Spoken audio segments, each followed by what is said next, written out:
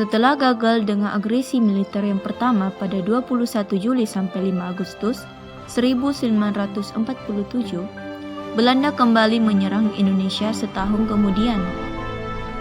Agresi militer Belanda II atau Operasi Gagak terjadi pada 19 Desember tahun 1948 yang diawali dengan serangan terhadap Yogyakarta, ibu kota Indonesia saat itu, serta penangkapan Soekarno, Muhammad Hatta, Sejarah dan beberapa tokoh lainnya.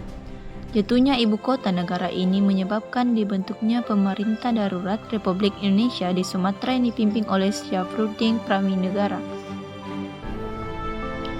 Tujuan agresi militer Belanda II adalah untuk melumpuhkan pusat pemerintah Indonesia sehingga Belanda bisa menguasai Indonesia kembali. Belanda ingin merebut kekayaan alam yang ada di Indonesia untuk menumbuhkan perekonomian negaranya yang hancur setelah kalah dalam Perang Dunia Kedua. Sebelum ditangkap, Presiden Soekarno sempat membuat surat kuasa kepada Menteri Kemakmuran Syarifuddin Prawirnegara untuk membuat pemerintahan darurat sementara. Soekarno memberikan mandat kepada Syarifuddin untuk membentuk pemerintahan darurat Republik Indonesia atau PDRI di Bukit Tinggi, Sumatera Barat. Peralihan pemerintahan ini bertujuan agar Republik Indonesia tidak berhenti dan terus menyusun strategi melawan Belanda. Presiden Soekarno juga sudah membuat rencana cadangan seandainya pemerintahan darurat ini gagal menjalankan tugas pemerintahan. Soekarno membuat surat kepada Duta Besar RI di New Delhi, India, Sudarsono, Menteri Keuangan A. Maramis, dan staf kedutaan RI LN Palar untuk membentuk Exile Government of Republic Indonesia di New Delhi, India. Exile Government adalah pemerintahan resmi suatu negara yang karena alasan tertentu tidak dapat menggunakan kekuatan legalnya. Dalam agresi militer Belanda II, pasukan militer Belanda awalnya menyerang pangkalan udara Maguwo agar bisa masuk ke Yogyakarta. Belanda mengempur pangkalan udara itu secara tiba-tiba melalui serangan udara. Setelah pangkalan udara Maguwo lumpuh, Belanda dengan cepat menguasai Yogyakarta.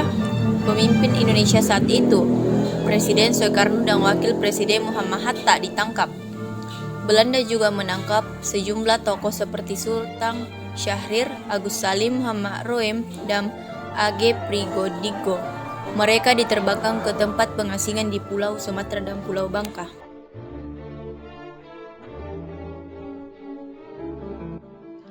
Namun, rencana ini tidak jadi lakukan karena PDRI berhasil membentuk pemerintahan sementara pada 22 Desember 1948. Sejak saat itu, tokoh-tokoh PDRI menjadi incaran Belanda. Namun, PDRI tak gentar dan menyusun sejumlah perlawanan dengan membentuk 5 wilayah pemerintahan militer di Sumatera, yakni di Aceh, Tapanuli, Riau, Sumatera Barat, dan Sumatera Selatan. Perlawanan terhadap Belanda juga dibantu berbagai laskar di Jawa. Serangan Belanda yang terus digencarkan justru mendapat kecaman dari dunia internasional. PBB mendesak Belanda membebaskan pemimpin Indonesia dan kembali memenuhi perjanjian Renville.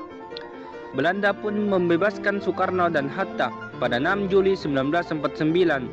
Pemerintahan pun kembali pulih pada 13 Juli 1949. Belanda dan Indonesia juga merundingkan perjanjian Roem and Royen.